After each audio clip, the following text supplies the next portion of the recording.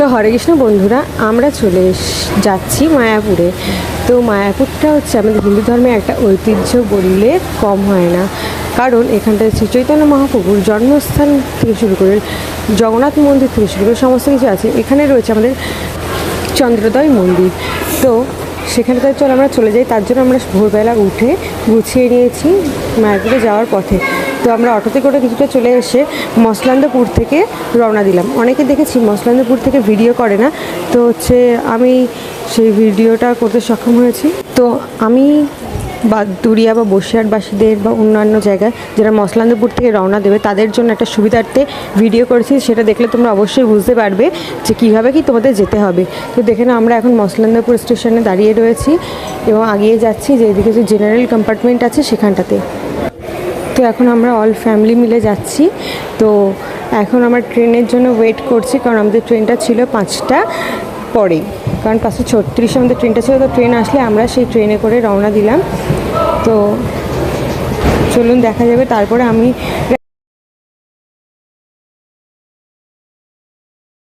একটা ট্রেন থেকে আরেকটা ট্রেনে পা দিয়ে উঠে এসেছিলাম, যেটা এসেছিলো বনগাঁ থেকে আমরা পাশে একটা ট্রেন ছিল, তো আমরা পা দিয়ে যেখানে চলে এসেছিলাম, তো সেটাও রওনা দিয়েছিলাম।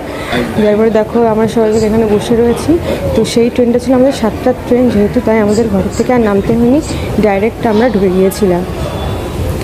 তো দেখো যেটা ও ভাই জেম্মা মেজুমারা সবাই আছে আমাদের সঙ্গে।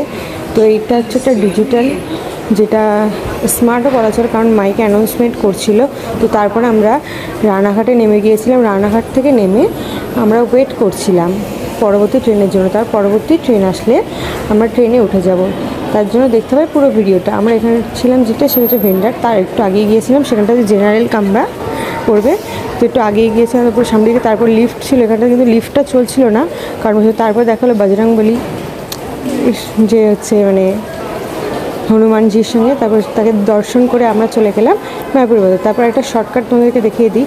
ওই সিঁড়ি থেকে নেমে এসে তারপর দেখবে এখানটাতে রয়েছে একটা মন্দির, যেটা তার পাশে একটা সরু জায়গা রয়েছে, যেখান থেকে শর্টকাট অটো স্ট্যান্ড। তো আমরা সেই শর্টকাট দিয়ে চলে এসেছিলাম। তো আসার পরে ওখান থেকে অটোই করে উঠে গিয়েছিলাম, যাচ্ছিলাম আমরা স্বরূপগঞ্জের ঘাটে। তো দেখো আমরা রওনা দিয়েছি। এখানটাতে অনেক টোটো পেয়ে যাবেন আপনারা, অ্যাভেলেবেল অটোও পেয়ে যাবেন। তো আপনাদের এখানে আসতে গেলে অন্য জায়গায় যে ট্রেন স্টেশনের টিকিট কাউন্টার পাশ দিয়েও আসতে হবে, কোথা থেকে আসতে হবে না, ডাইরেক্ট ওখানে শর্টকাট থেকে চলে আসবেন। তো এখানটাতে একটা ট্রেন লাইন ছিল, যেটা হয়তো বন্ধ হয়ে গেছে কি চলছে সেটা আমার জানা নেই। তো দেখো আমরা চলে এসেছি মায়াপুরে। এখানে হচ্ছে একটা গ্যারেজ রয়েছে। তো মায়াপুরে বলতে কি আমরা যেটা ওই স্বরূপগঞ্জ ঘাটের কাছাকাছি চলে এসেছি। ওখানটাতে এসে দেখো আমরা ভিতরের সাইডে ঢুকে যাচ্ছি, যেখানটাতে ঘাট অ্যাকচুয়ালি ফেরিঘাটটা। তো দেখো সামনেই তোমরা দেখতে পাবে স্বরূপগঞ্জ ঘাট। আর এখান থেকে দেখো মালা টালা সব কিছু পাওয়া যাচ্ছে। এখানটাতে 3 টাকা করে টিকিট রয়েছে। সেই 3 টাকা করে টিকিট দিয়ে তোমরা যেতে পারবে ওই সাইডে মায়াপুরের ঘাটে। তো দেখো আমরা এখানটাতে চলে আসলাম, এসে ওয়েট করছিলাম এর জন্য, নৌকার জন্য, কারণ নৌকাটা ওই সাইডে ছিল নদী। তো সেই নৌকাটা আসলে তারপর আমরা উঠবো।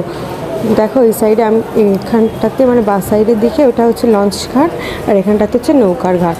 তো সেই নৌকার ঘাটে যাওয়ার জন্য আমরা একটা নৌকাতে উঠে পড়লাম, যেটা ওই সাইডে ছিল। সেই নৌকাটা এই সাইডে আসলে বলে উঠে পড়তে পেরেছি। তারপর দেখো আমাদের নৌকাটা ছেড়েও দিয়েছে ইতিমধ্যে। আমরা নদীর ওই পাড়ে যাচ্ছি। তো চলো ওই পাড়ে গিয়ে দেখা হচ্ছে তোমাদের সঙ্গে। তো তোমাদেরও যাত্রা শুভ হোক। শুধু আমি নয়, আজকে আমার ইউটিউব ফ্যামিলিও পর্যন্ত যাচ্ছে এবং নিজের বাড়ির ফ্যামিলিও পর্যন্ত যাচ্ছে মায়াপুরে। তো চলো আমার পথটাও সুগম হোক, তোমরা যখন আসবে তোমাদের পথটাও যেন সুগম হয়, তার জন্য আমি এই ভিডিওটা করেছি। তো দেখো গঙ্গাদেবীকে একটু প্রণাম জানিয়ে নিই। তো আপনারাও জানিয়ে নিই এই ভিডিওর মাধ্যমে।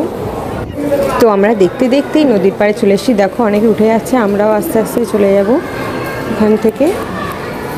তো দেখতে থাকো সামনে দিয়ে এখানটাতে কী হয় আমাদের সঙ্গে। কারণ এই নৌকা থেকে আমরা নামলাম, নামার পরে কিছুটা আগে আসলাম। আগে আসার পরে দেখো আমাদের টিকিট দেখছে, যে আমরা টিকিট দিয়ে অ্যাকচুয়ালি নৌকা থেকে এসে নিয়ে তারপর সোজা রাস্তা ধরে আগিয়ে এসে আমরা টোটোতে উঠবো।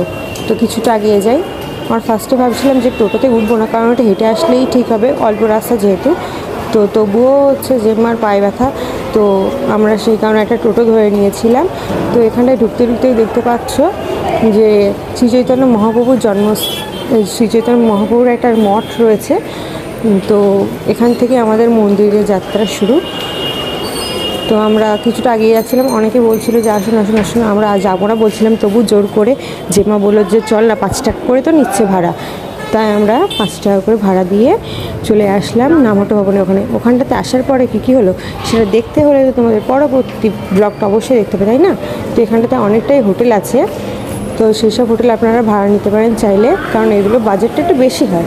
নামহট্ট ভবন একটু কম হয় ভাড়াটা যেটা।